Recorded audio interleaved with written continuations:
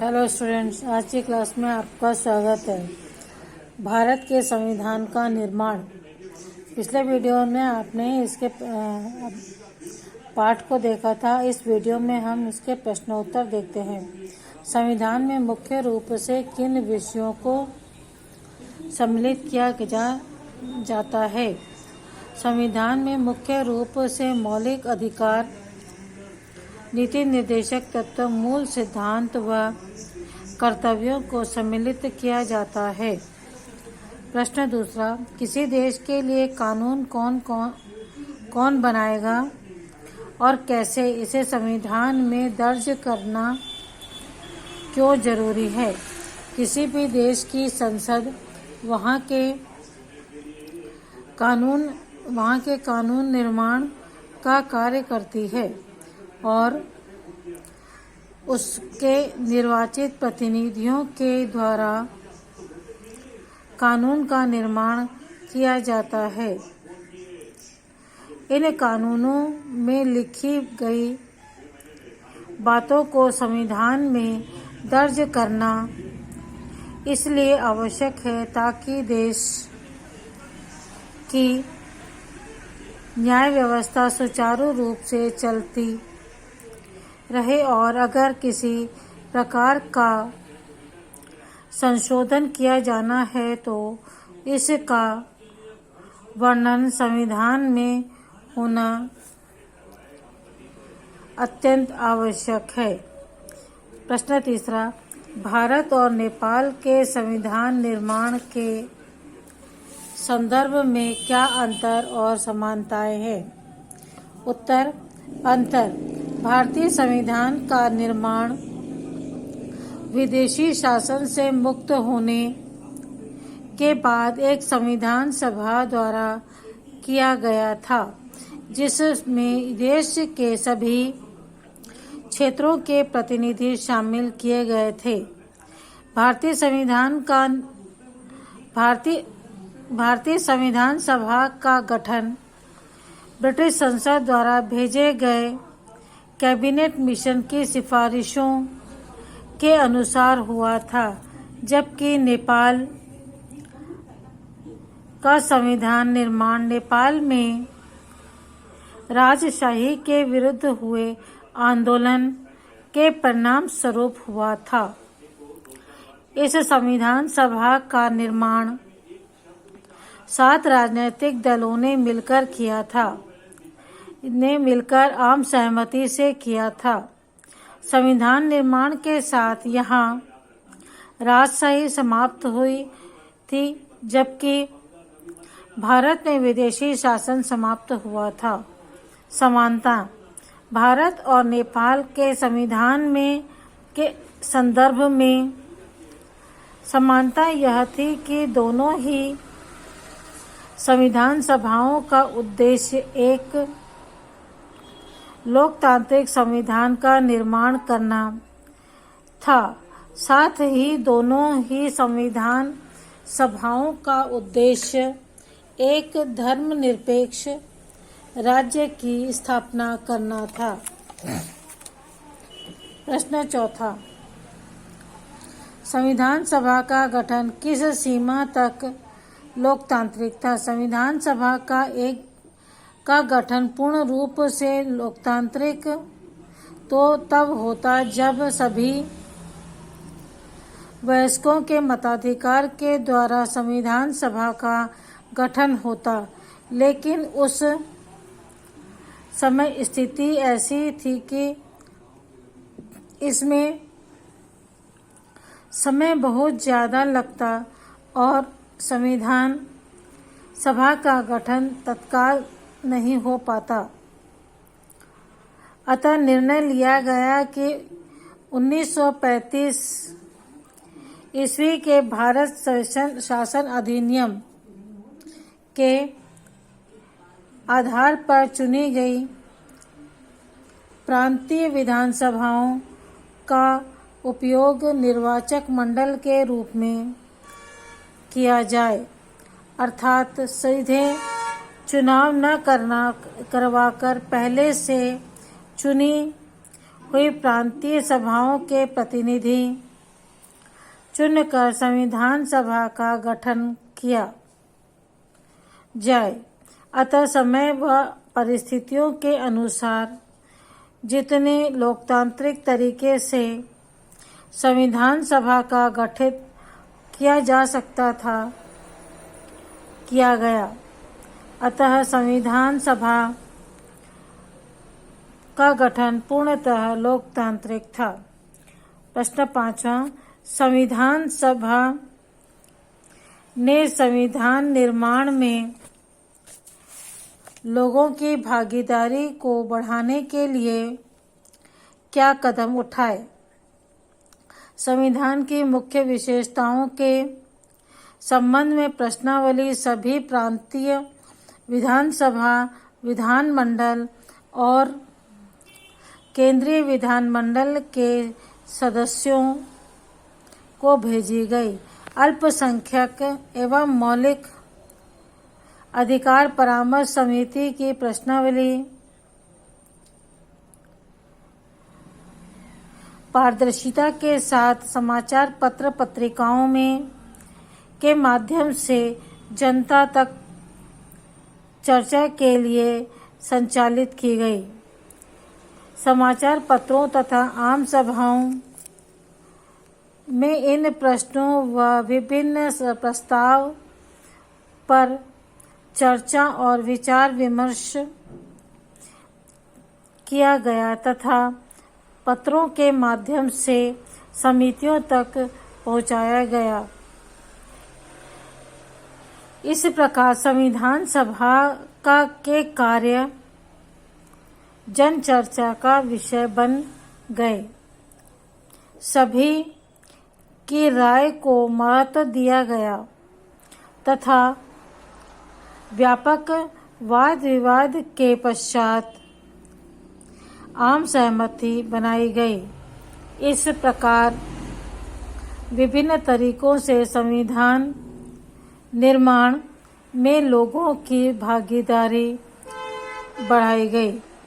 अगला प्रश्न 6वां, संविधान की उद्देशिका का हमारे जीवन में क्या महत्व है? संविधान की उद्देशिका का महत्व: पहला, जनता की अभिलाषा को पूर्ण करना। दूसरा, हमारे क्रांतिकारियों के सपनों को साकार करना। राष्ट्रीय आंदोलन के उद्देश्य को पूर्ण करना। अपने दायित्वों का कुशलता से निर्वाह करना। शासन की नीतियों को आत्मसात करना। प्रश्न 7वां, आपको संविधान के मूल सिद्धांतों में से कौन सा सबसे महत्वपूर्ण लगा? कारण सहित समझाइए। उत्तर: मुझे संविधान के मूल सिद्धांतों में से मौलिक अधिकार वाला भाग सबसे अच्छा लगा, क्योंकि मौलिक अधिकार देश में सभी नागरिकों को लोकतांत्रिक अधिकारों की गारंटी समानता के आधार पर देते हैं। मौलिक अधिकार बिना किसी भेदभाव के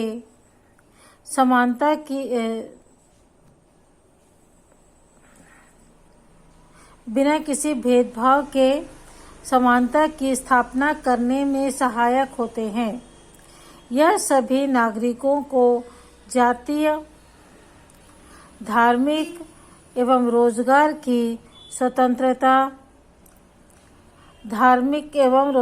की स्वतंत्रता की गारंटी देते हैं। मूल अधिकार देश में सही अर्थों में मानव अधिकारों की स्थापना करते हैं।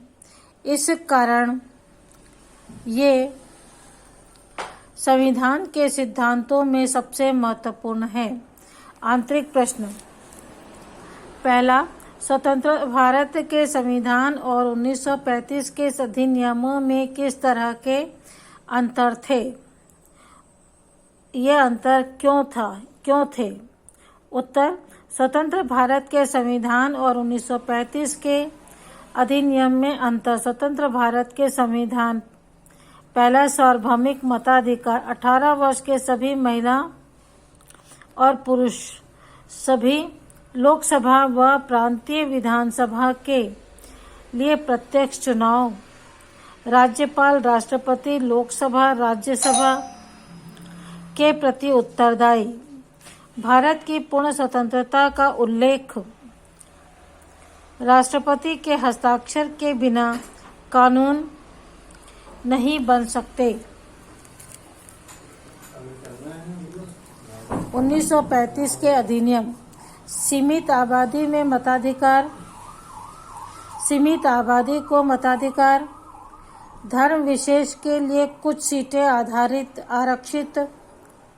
गवर्नर सर्वाधिक संपन्न। भारत की पूर्ण स्वतंत्रता का उल्लेख नहीं।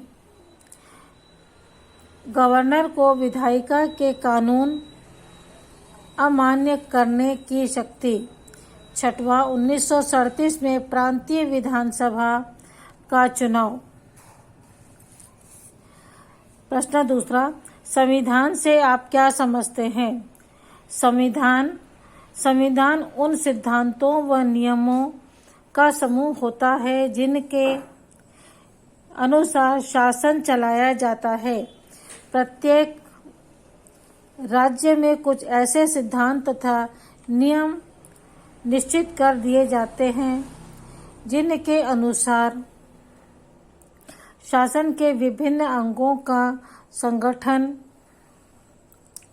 किया जाता है। उनको शक्तियां प्रदान की जाती हैं। उनके आपसी संबंधों को नियमित किया जाता है तथा नागरिकों व राज्य के बीच संबंध स्थापित किए जाते हैं। इन नियमों के समूह को संविधान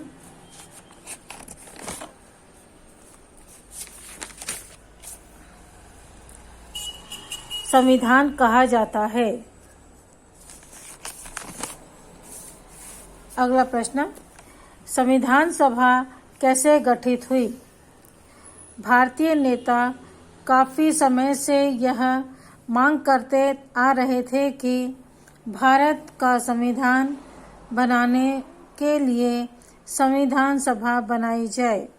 1946 में कैबिनेट मिशन ने संविधान सभा की स्थापना की सिफारिश की। सभी राजनीतिक दलों ने संविधान सभा की स्थापना का स्वागत किया। संविधान सभा के 389 सदस्यों का जुलाई 1946 में चुनाव हुआ। इस प्रकार संविधान सभा गठित की गई। अगला प्रश्न चौथा, भारतीय संविधान 26 जनवरी 1950 को ही क्यों लागू किया गया? उत्तर, भारतीय संविधान 26 जनवरी, फिर से देखेंगे इस प्रश्न का उत्तर।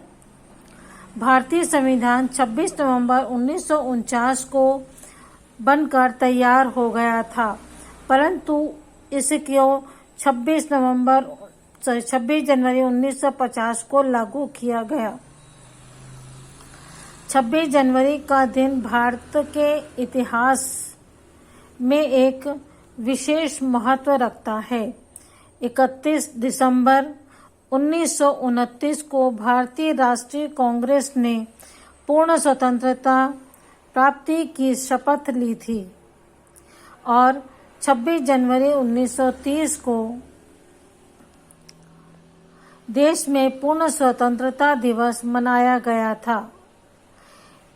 इसके बाद स्वतंत्रता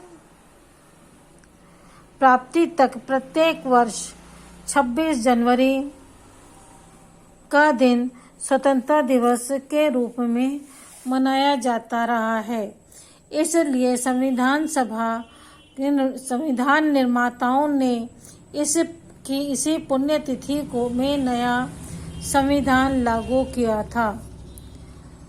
अगला प्रश्न 5वां, भारत प्रभुत्व संपन्न समाजवादी धर्मनिरपेक्ष लोकतांत्रिक गणराज्य है, व्याख्या करें।